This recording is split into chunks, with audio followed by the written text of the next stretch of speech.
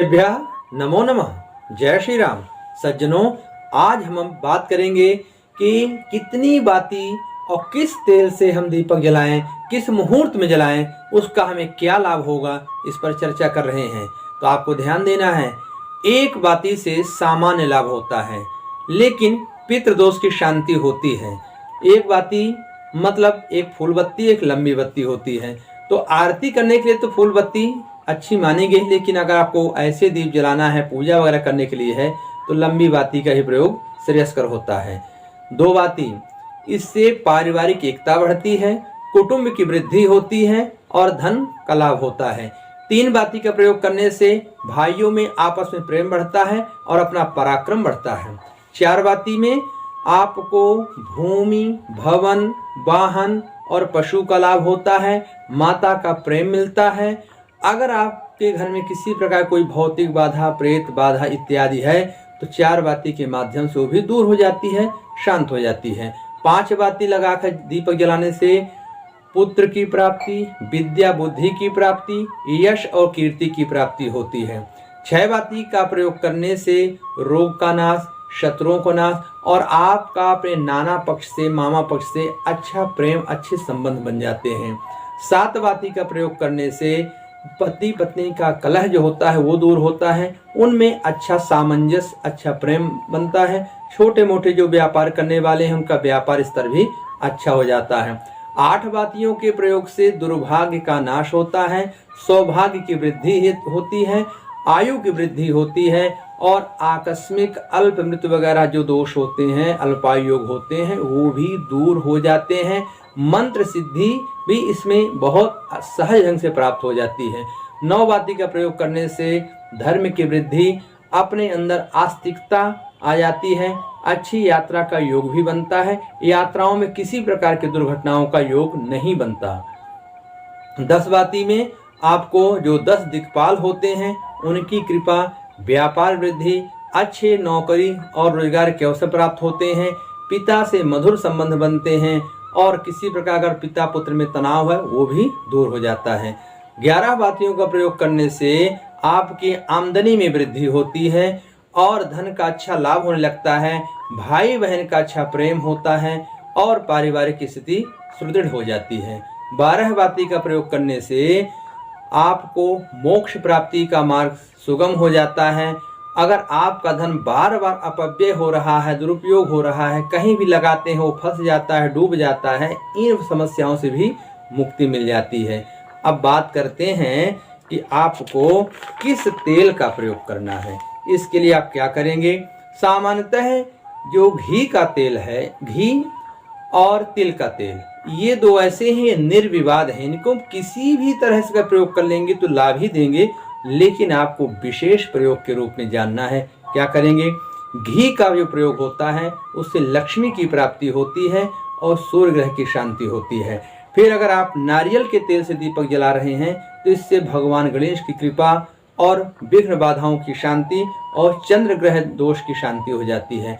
चमेली का तेल प्रयोग करने से आपको मंगल ग्रह की शांति, क्रोध शांति, शत्रुओं से मुक्ति और सबसे बड़ी बात जो है ऋण, कर्ज इत्यादि में अगर डूबे हैं उससे शीघ्र छुटकारा मिल जाता है। बादाम का तेल से अगर दीपदान कर रहे हैं, दीपावली का प्रयोग हो रहा है, तो इसमें आपको विद्या बुद्धि की प्राप्ति तो होती ही है, साथ में बुध और शुक्र ग्रह की शांति हो जाती है और किसी को अगर मानसिक रोग है वो भी दूर हो जाता है। जिनको प्रायः हमेशा सिर में दर्द बनता है, ऐसे लोगों के लिए बादाम के तेल का दीपक जलाना रामबाण इलाज के समान होगा। अगर आप सरसों तेल का प्रयोग कर रहे हैं, इससे बृहस्पति ग्रह शांत होते हैं, शारीरिक बल बढ़ता है। एक अपने सरसों की प्रजाति में राई बोली जाती है, उस राई का तेल प्रयोग करने से शनि ग्रह की कृपा प्राप्त होती है, शनि का दोष शांत हो जाता है। अगर राई का तेल उपलब्ध नहीं हो रहा है तो सरसों तेल से भी आप शनि का प्रयोग कर सकते हैं, उनके दोष शांति का निवारण हो जाता है। चंदन का तेल प्रयोग करने से राहु केतु दोष तो दूर होते ही हैं, साथ में अगर आपके घर में कोई वास्तु दोष है वो भी दूर हो जाता है, घर में अच्छी मानसिक शांति होती है, पारिवारिक प्रेम अच्छा रहता है। फिर तिल का तेल शुरू में बोल चुके हैं, यह निर्विवाद है, सर्व दोष नाशक होता है, सभी बुराइयां दूर हो जाती हैं और जितने भी देवी देवता हैं वो अति संतुष्ट और प्रसन्न होते हैं। दीपक जलाने वालों पर उनकी कृपा सदा बनी रहती है। फिर बात करते हैं हम एक एरंड, उसको हिंदी में अंडी बोलते हैं। इस तेल का प्रयोग करने से आपको मानसिक शांति, कुल देवता की कृपा और जिनके विवाह में बाधाएं आ रही हैं, बार बार प्रयास करने पर विवाह नहीं हो रहा है, तो इसका दीपक जलाने से वैवाहिक बाधा दूर हो जाती है, घर में मांगलिक उत्सव होने लगते हैं। नीम और महुआ का तेल, इस दोनों में किसी एक का प्रयोग कर सकते हैं या दोनों को इकट्ठा भी मिला सकते हैं। आपके जो भी कुल देवता हैं, देवी हैं, ग्राम देवता हैं, ये स्थान देवता हैं, ये सभी देवी देवता अति प्रसन्न होकर के दीपक जलाने वालों पर सदा अपनी कृपा दृष्टि बनाए रहते हैं, विघ्न बाधाओं से इनकी रक्षा होती रहती है। अलसी का तेल, यह तो निर्विवाद तेल है, प्राचीन काल में बहुतायत में इसका प्रयोग होता रहा।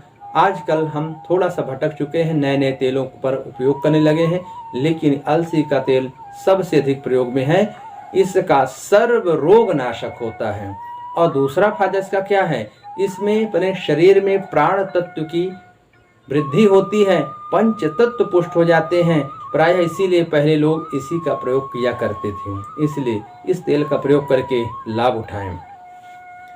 पंच तेल, पंच तेल में आप 5 प्रकार का तेल मिला करके अगर कोई कार्य करना चाहते हैं, कौन कौन से, घी, नारियल, तिल का तेल और साथ में आप उसमें अलसी का तेल, नीम और महुआ 6 हो रहे हैं, तो आप किसी एक को हटा भी सकते हैं। ये ऐसे योग बना देता है। इसका दीपक जलाने से मन चाही नौकरी, मन चाही शादी और ऋण मुक्ति, और साथ में अगर कोई आप असाध्य रोगों से ग्रसित हो रहे हैं उससे भी आपको शीघ्र लाभ होगा। दवाइयाँ भी अपना असर करना शुरू कर देंगी। फिर अगर आप किसी मंत्र साधना में लगे हुए हैं, इन 5 तेलों का प्रयोग जरूर करें और इसका लाभ उठाएं। विद्यार्थियों के लिए बात करते हैं, तो विद्यार्थियों को क्या करना है, इनको बादाम के तेल से दीपक जलाना है और बादाम के तेल के साथ में उनको 5 बत्ती का दीपक, उस 5 बत्ती में क्या डालेंगे, अपराजिता का पुष्प, अगर ये उपलब्ध नहीं है तो खड़ी मूंग, कितना, जितनी आपकी विद्यार्थियों की बच्चियों की उम्र संख्या उतनी संख्या में मूंग डालें और हल्दी का टुकड़ा और दूर्वा डाल करके यह दीपक प्रज्वलित करके आप अपने जीवन में स्वयं अच्छी विद्या, एकाग्रता, स्मरण शक्ति का अनुभव प्राप्त करेंगे। अब हम पूजन के मुहूर्त की चर्चा कर रहे हैं। आप किस मुहूर्त पर पूजन करेंगे? सामान्यतः आपको ध्यान रखना है, दोपहर 1:30 से 3 बजे तक राहु काल है, इस पर कोई भी पूजन कार्य सफल नहीं होगा।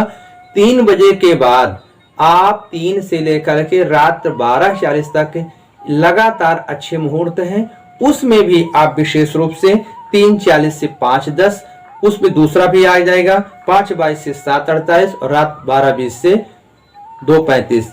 ये अलग अलग मुहूर्त आपके लिए विशेष लाभदायक होंगे। अगले वीडियो में आपके लिए कुछ नई बातों के साथ पुनः आएंगे। माँ लक्ष्मी कृपा आपके पूरे परिवार पर सदा बरसती रहे, आप सदा प्रसन्न रहें, स्वस्थ रहें। जय श्री